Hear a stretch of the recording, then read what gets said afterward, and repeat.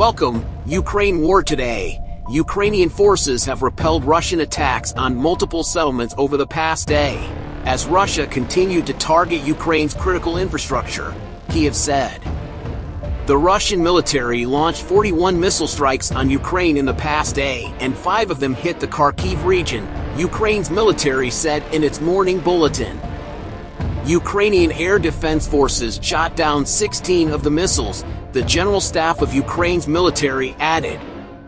Ukrainian officials say that the Russian military has begun using dummy missiles to mislead Ukraine's increasingly sophisticated air defenses. The Russian army also carried out 24 airstrikes, the bulletin said. The attacks caused casualties among the civilian population, the General Staff said, but didn't provide further details. Reports say 50 homes and 1 industrial plant were damaged by the latest attacks. Unfortunately, there are hits in the north, west, and in the Dnipropetrovsk and Kharkiv regions, Andriy Yermak, the head of the presidential office, said on Telegram.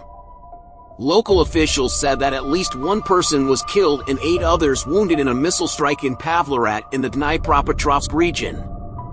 3 missiles hit what was described as critical infrastructure in the Lviv region in the country's west.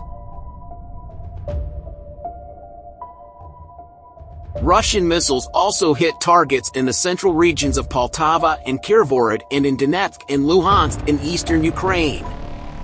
The Russian military has been using massive missile strikes against Ukraine's civilian infrastructure, especially its power supply, since early October.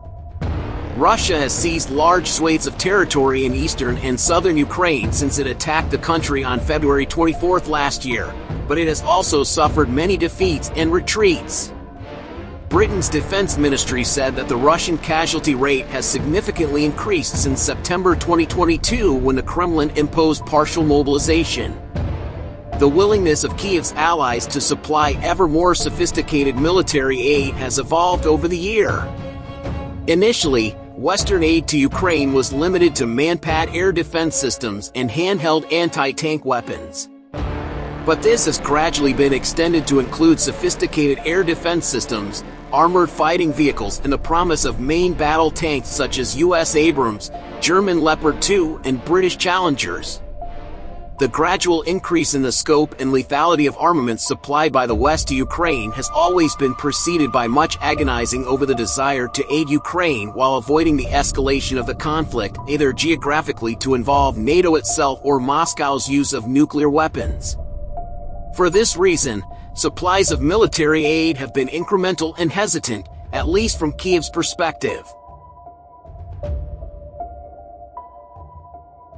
It has also come with the condition attached that Western weapons cannot be used by Ukraine against Russian territory.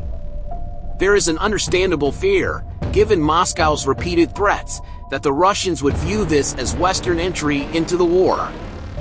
U.S. sensitivity on this subject was evident when U.S. Secretary of State, Antony Blinken, responded to the Ukrainian drone attack air bases hundreds of kilometers into Russian territory by stating, "We have neither encouraged nor enabled the Ukrainians to strike inside of Russia."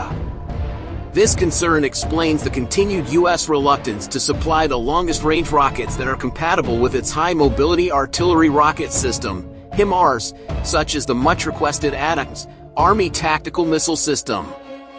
Range anxiety also partly explains U.S. reluctance to supply Ukraine with advanced fighter jets such as the F-16.